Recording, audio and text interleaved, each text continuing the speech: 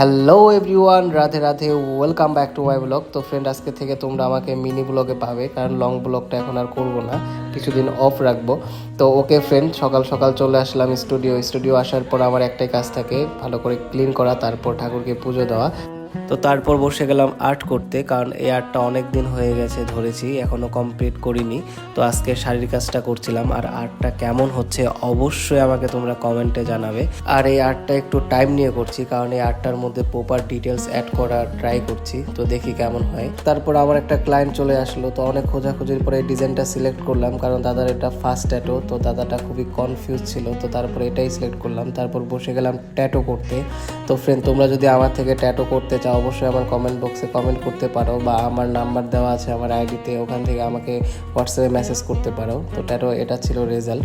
তো ফ্রেন্ড, ওকে আজকের মতো এইটুকুই, দেখা হচ্ছে তোমাদের সাথে কাল নেক্সট ভিডিওতে।